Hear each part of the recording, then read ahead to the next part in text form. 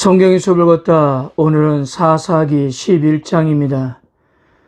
우리가 지난 사사기 10장에서 이스라엘 백성들이 가나안 땅에 정착한 지 300년이 지났지만 전혀 변하지 않았던 이스라엘 백성들에게 하나님은 몹시도 실망하고 계셨습니다.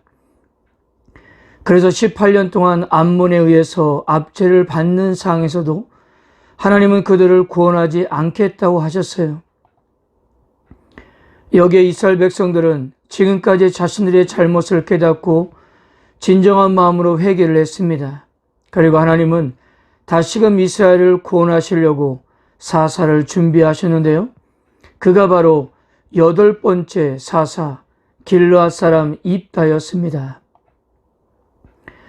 자, 암몬은 본격적으로 이스라엘과 전쟁하기 위해서 길르앗의 진을 치고 있었고요. 이스라엘도 어쩔 수 없이 미스바의 진을 쳤지만 그러나 문제는 누군가가 선봉에 서서 나갈 사람이 없었어요. 전쟁의 선봉을 서는 자가 지도자가 될 것이라고 그렇게 말해도 자신 있게 나서는 사람이 없었던 것입니다. 그러므로 이런 상황에서 사람들은 예전에 길르앗에서 추방을 당해 세력을 확장하고 있었던 입다를 찾아가지 않으면 안 되었던 것입니다. 그래서 사사기 11장은 큰 용사였던 입다의 출생 과정부터 상세하게 소개하고 있는 것입니다. 자, 그런데요, 우리들도 8번째 사사였던 입다에 대해서 해결해야 할 문제가 있다는 거죠. 우리들은 그동안 입다에 대해서 많은 부분을 오해하고 있었기 때문입니다. 여러분들은 사사였던 입다를 생각하면 가장 먼저 무엇이 떠오르십니까? 한번 생각해 보세요. 건달의 삶을 살고 같은 사람들과 몰려다니면서 약탈을 일삼는 사람, 무엇보다도 잘못된 서원으로 자신의 외동딸을 제물로 바친 사람으로 여러분들 그렇게 기억하고 있지 않습니까? 그래서 오늘 사사기 11장을 공부하면서 우리가 지금까지 가졌던 오해들도 함께 풀어가는 시간이 되었으면 합니다. 입다는 길르앗의 기생에서 태어난 아들이었습니다. 우리가 성경에서는 기생으로 표현되어 있지만 히브리 성경은 더 원색적으로 창녀라는 단어를 쓰고 있는 거예요. 그래서 그랬을까요? 입다는 다른 아들들을 위해서 꽤나 구박을 받았던 모양입니다. 2절을 보면 그 아내 아들들이 자라매 입다를 쫓아내며 그에게 이르되 너는 다른 여인의 자식이니 우리 아버지 집에서 기업을 잊지 못하리라 한지라. 아버지의 기업을 이어받을 수 없다는 뜻은 단순하게 경제적인 손해뿐만 아니라 아버지 가문에서 완전히 버림을 받았다는 뜻입니다. 자, 이런 상황에서 입다는 아버지 집을 떠나 돕당에 거주하게 되었고요. 그에게 잡녀들이 모여들어 함께 살게 되었습니다. 자, 그런데요, 이 부분에서 우리가 오해했던 부분이 있습니다. 우리 성경에서는 잡녀로, 새번역 성경에서는 건달패로 번역을 했는데요.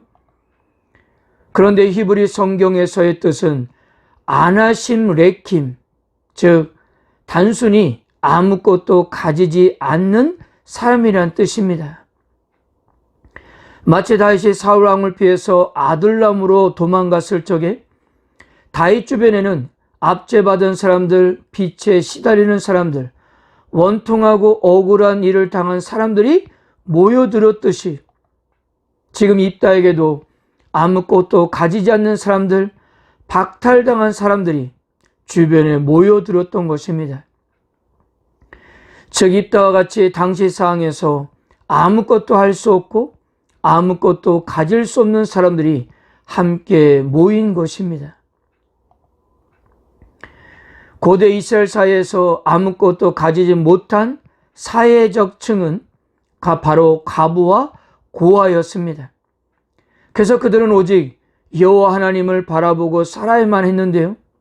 마찬가지로 아무것도 가진 것이 없는 입다와 함께한 사람들도 오직 여호와 하나님만을 의지할 수밖에 없었던 사람들이었던 것입니다.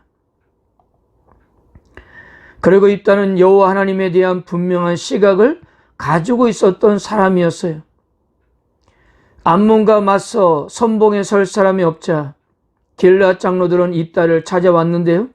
그런데 이들의 대화를 읽어보면 믿음의 시각 차이는 분명하게 보였습니다. 9절입니다. 입다가 길앗 장로에게 이르되 너희가 나를 데리고 고향으로 돌아가서 암몬 자손과 싸우게 할 때 만일 여호와께서 그들을 내게 넘겨주시면 내가 과연 너희의 머리가 되겠느냐 하니. 길앗 장로들은 단순하게 용감하고 세력이 큰 사람이 앞장을 서서 싸우면 이길 것으로 생각했던 것 같습니다. 그러나 입다는 전쟁에서의 승리는 여호와 하나님께서 이기게 하시고 그들을 자기 손에 넘겨주셔야만이 이길 수 있다는 것을 알고 있었습니다. 그리고 그렇게 될 것이라는 믿음이 있었던 거예요. 자, 그리고 본격적으로 암몬과의 전쟁에서 입다의 모습을 한번 보세요. 앞서서 보았던 사사들처럼 그는 무작정 전쟁에 나선 것이 아니었습니다. 그는 여기서도 전쟁에 대한 모세의 율법을 정확하게 지키려고 했어요. 이것에 대해서는 제가 여러분들에게 많이 이야기를 했죠. 신명기 20장을 보면 가나안 정복을 위한 전쟁은 헤렘 전쟁이라고 해서 완전히 진멸해야 하는 전쟁이었어요. 그러나 가나안 땅을 정복하고 난 후 주변 나라들과의 전쟁에서는 먼저 화평을 선언하라고 하셨습니다. 그래서 하나님께서는 먼저 화평에 응답하면 어떻게 하라는 규례와 화평에 응답을 하지 않을 경우는 또 어떻게 하라는 규례를 말씀해 주셨던 것입니다. 물론 입다는 암몬이 먼저 전쟁하려고 쳐들어오는 상이었지만요. 그는 암몬과의 전쟁에 앞서서 사신을 보내서 왜 전쟁을 하려고 하는지를 암몬 왕에게 물었던 것입니다. 그리고 입다가 암몬 왕이 잘못 알고 있었던 사실을 조목조목 답변을 했는데요. 이 입다의 답변들을 보면 그는 지금까지 하나님께서 이스라엘 역사에서 무엇을 하셨는지를 정확하게 알고 있었다는 것입니다. 제가 여러분들에게 사사기를 공부하여 오면서 가장 많이 했던 말이 하나님께서 베푸신 은혜를 결코 잊어서는 안 된다고 하지 않았습니까? 이것을 기억하지 못할 때 언제든지 우리들은 넘어지게 된다고요. 그런데 이것이 지금까지 이스라엘 백성들의 문제였던 것입니다.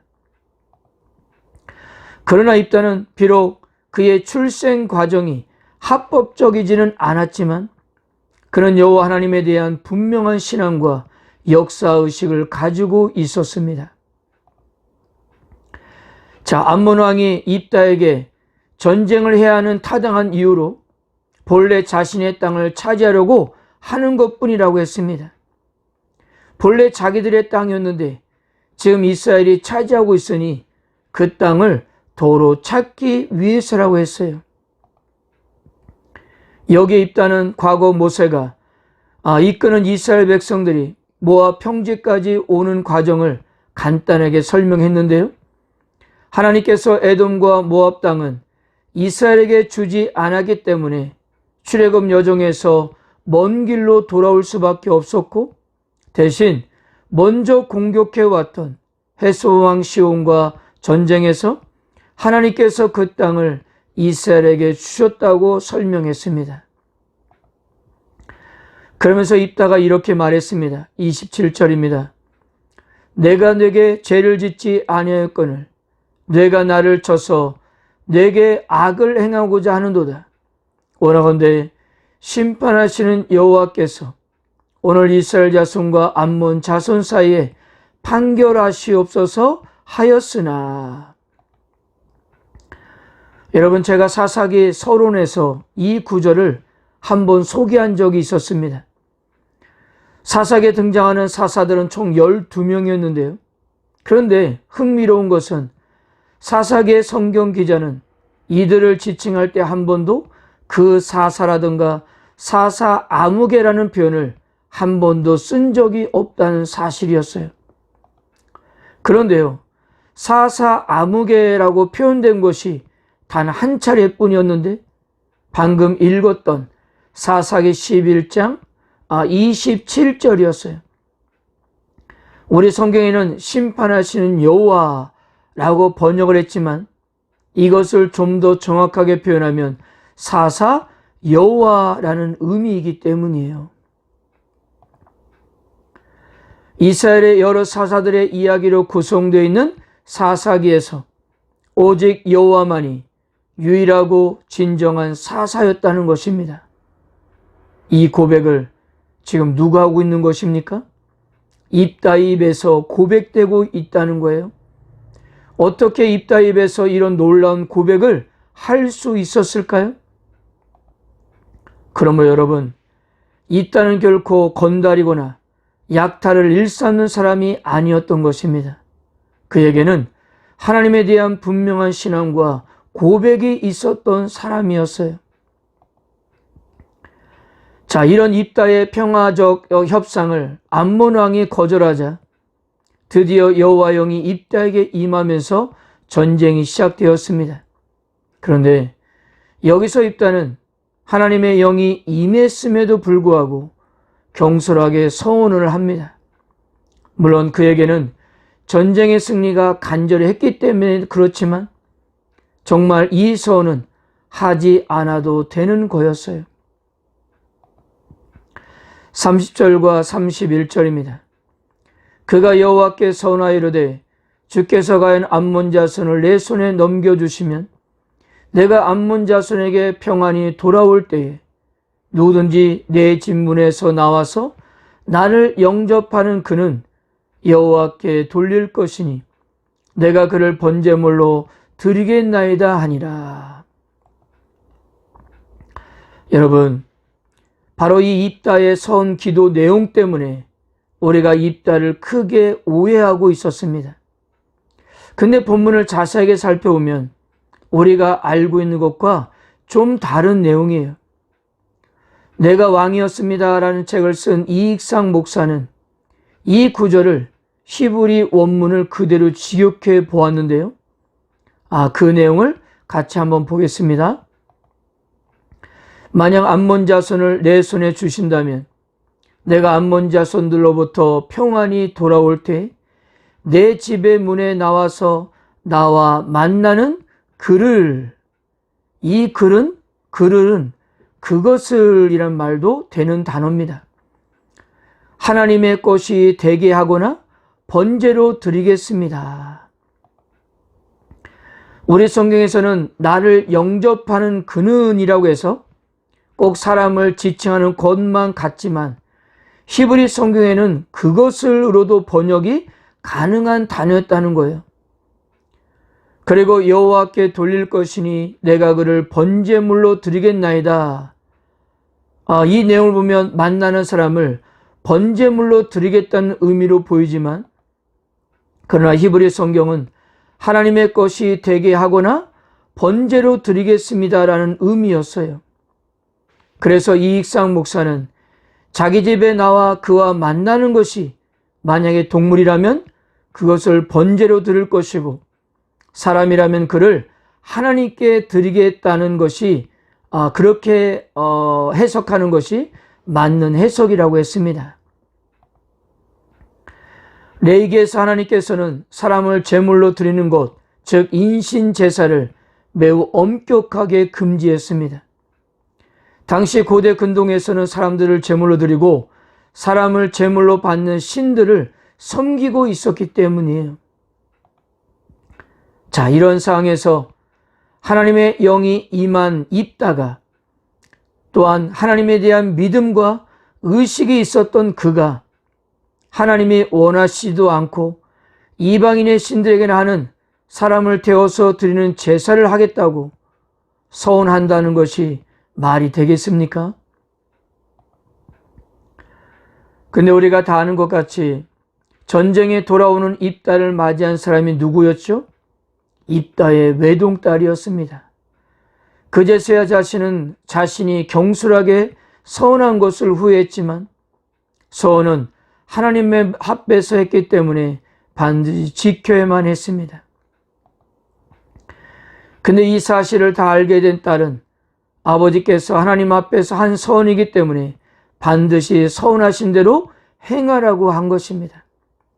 어쩌면 입다의 믿음보다도 딸의 믿음이 더 훌륭했던 것 같습니다. 그러면서 한 가지 청을 드렸습니다. 37절에서 38절입니다. 또 그의 아버지에게 이르되 이 일만 내게 허락하사 나를 2달만 버려두소서. 내가 내 여자친구들과 산에 가서 나의 처녀로 죽음을 인하여 애곡하겠나이다 하니 그가 이르되 가라 하고 2달을 기한하고 그를 보내니 그가 그 여자친구들과 가서 산 위에서 처녀로 죽음을 인하여 애곡하고. 자, 여기서도 이 구절만 보면 딸이 정말 번제물로 죽는 것 같이 생각할 수 있지만, 그런데 이 구절 역시 히브리 성경에서는 죽음이란 단어가 결코 죽음이란 단어가 결코 들어있지 않다는 거예요. 이 내용을 의역하는 가정에서 죽음이란 단어가 들어간 것 뿐이었습니다. 여러분, 고대 이스라엘 여인들에게 있어서 가장 큰 불행이 무엇인지 아십니까? 첫째는 결혼하지 못하는 것이었고요. 둘째는 자녀를 낳지 못하는 경우였습니다. 이것을 고대 이스라엘 여인들에게는 가장 큰 불행으로 생각했어요. 그리고 결혼을 앞둔 처녀들이 지켜야 할 가장 소중한 일은 자기의 처녀됨을 지키는 일이었습니다. 입다의 딸은 지금까지 정결하게 자신의 순결을 지켜왔던 것입니다. 그것이 한 여인으로서 지켜야 할 소중한 가치였기 때문이에요.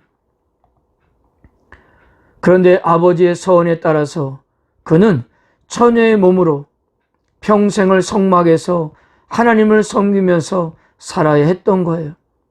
그래서 처녀로 평생을 살다가 죽는 것이 그렇게 슬펐던 것입니다.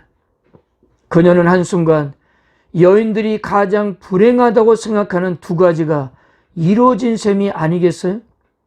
결혼하지 못할 뿐 아니라 자식 역시 낳을 수가 없었기 때문이에요.